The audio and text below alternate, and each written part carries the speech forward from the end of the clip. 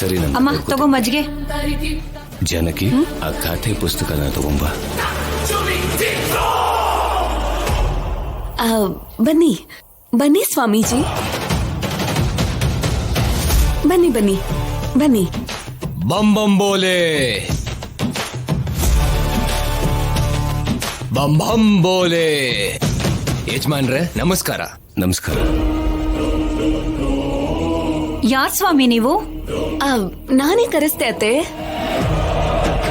ಇವರು ಹಿಮಾಲಯದಲ್ಲಿ ತಪಸ್ ಮಾಡಿ ಪುಣ್ಯ ಜೊತೆಗೆ ನೈಪುಣ್ಯನ ಸಂಪಾದನೆ ಮಾಡಿ ಆ ಭಗವಂತನನ್ನೇ ಸಾಕ್ಷಾತ್ಕರಿಸ್ಕೊಂಡಿದ್ದಾರೆ.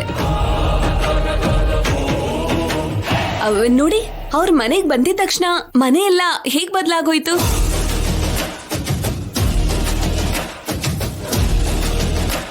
ಮನೆ ವಿಷಯ ಬಿಡೆ, ಅವನ್ ಮೈಯೆಲ್ಲ ವಿಭೂತಿ ವಾಸನೆ ಬರ್ತಿದೆ.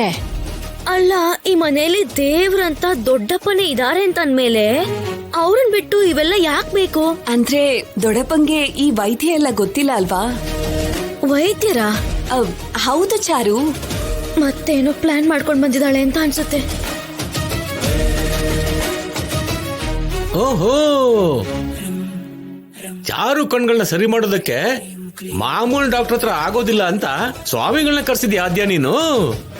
Very good very good. ನೀವಂತೂ ಸರಿಯಾಗಿ ಹೇಳಿದ್ರಿ ಮಾವ.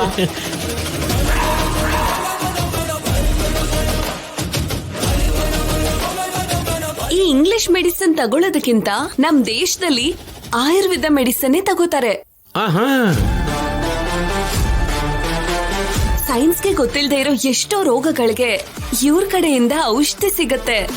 ಓ, ಅಂತ ವೈದ್ಯರ್ನ ನಾನ್ ಕರ್ಕೊಂಡ್ ಬಂದಿದ್ದೀನಿ, ಅದು ನಮ್ ಚಾರುಗೋಸ್ಕರ. ಸ್ವಲ್ಪ ಖರ್ಚಾಗಿದೆ ಅಷ್ಟೇ, ಆದ್ರೆ ಇದೆಲ್ಲ ನಮ್ ಚಾರುಗೋಸ್ಕರನೇ ಅಲ್ವಾ? ಅಮ್ಮ ಒಳ್ಳೆ ಕೆಲಸ ಮಾಡಿದ್ಯಮ್ಮ. ಇವ್ರ ಔಷಧಿ ಕೊಟ್ರೆ ಕಾಲಿಲ್ದೆ ಇದ್ದವ್ರಿಗೆ ಕಾಲ್ ಬರೆಸ್ತಾರೆ, ಕಣ್ಣಿಲ್ದೆ ಇದ್ದವ್ರಿಗೆ ಕಣ್ಣು ಬರೆಸ್ತಾರೆ. ಮತ್ತೆ ಬುದ್ಧಿ ಇಲ್ದೇ ಇರೋರ್ಗೆ? ಹಾ, ಅದು ಬರೆಸ್ತಾರೆ. ಬೇಕಂದ್ರೆ ನಿಮ್ಗೆ ನಾನು. ಓ, ನನಗೇನ್ ಬೇಡ ಬಿಡಮ್ಮ. ಹಾ, ಓಕೆ. ನಿನ್ ಹತ್ರನೇ ಇಟ್ಕೋ. ನನಗಿರೋ ಬುದ್ಧಿಲಿ ನಾನು ಇಡೀ ರಾಜ್ಯನ ಹೇಳ್ತೀನಿ. ಪಾಪ, ನಮ್ ಚಾರುಗೆ ಕಣ್ ಕಾಣಿಸಲ್ಲ ಅಲ್ವಾ? ನಾನು ಸೀನು ಹೇಗಾದ್ರೂ ಮಾಡಿ ಇವಳು ಕಣ್ ಬರೆಸ್ಬೇಕು ಅಂತ ಕಂಕಣ ಕಟ್ಟಿದೀವಿ. ಯಜಮಾನ್ರೆ, ರಾಜಾರಾಮ್ ಅವ್ರೆ, ನಿಮ್ ಬಗ್ಗೆ ಅಕ್ಕಪಕ್ಕ ಊರಲ್ಲಿ ನಿಮ್ ಬಗ್ಗೆ ತುಂಬಾ ಕೇಳಿದೀನಿ ಯಜಮಾನ್ರೆ. ಈ ಕಾಲದಲ್ಲಿ ಕೂಡ ನಿಸ್ವಾರ್ಥತೆಯಿಂದ ಊರಿಗೋಸ್ಕರ ಬದುಕೋದ್ ನೋಡ್ತಿದ್ರೆ ನನಗೊಂಥರ ಆಶ್ಚರ್ಯ ಆಗ್ತಿದೆ. ಸಂತೋಷ.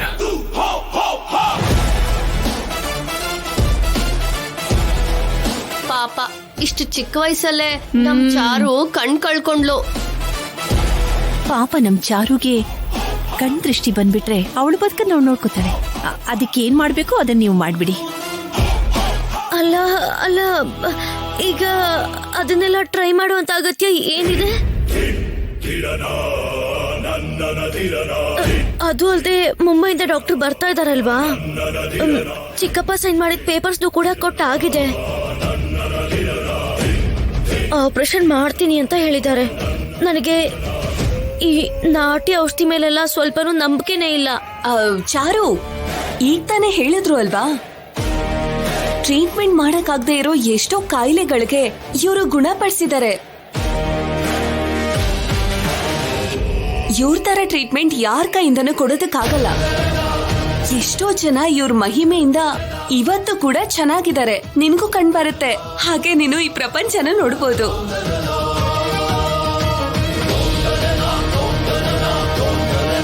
ಸ್ವಾಮೀಜಿ, ಆ ಕಣ್ಬರೋ ಔಷಧಿ ಒಂದ್ ಸ್ವಲ್ಪ ತೋರಿಸಿ. ಪಾಪ ಭಯ ಪಡ್ತಿದ್ದಾಳೆ.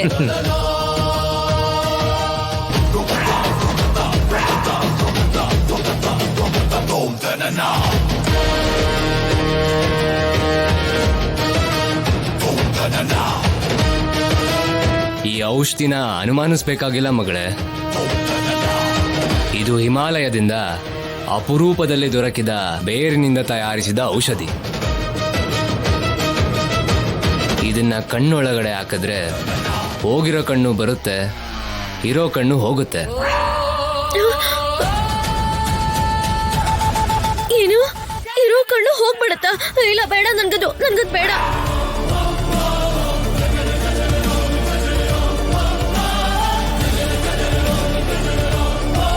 ಅಂದ್ರೆ ನಿನಗೆ ಕಣ್ಣಿದೆಯಾ?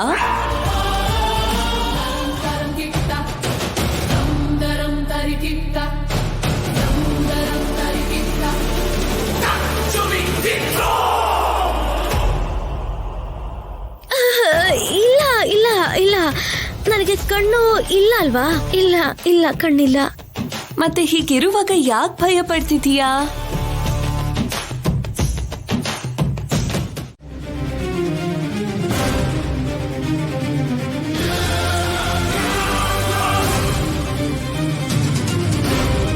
ದೊಡ್ಡಪ್ಪ, 6 ಗಂಟೆ ಆಯ್ತು, ಪಟ್ಟಿ ತೆಗಿತಾ ಇದ್ದೀನಿ. ಏನೇ ಆದ್ರೆ ಸರಿ, ನಿನ್ ಕಣ್ ಕಾಣಿಸ್ತಿದೆ ಅಂತ ಹೇಳಿ ಇಲ್ಲಿಂದ ಹೋದ್ರೆ ನಿನ್ಗೆ ಒಳ್ಳೇದು, ಇಲ್ಲ ಅಂದ್ರೆ ನಿನ್ಗೆ ಕಷ್ಟ.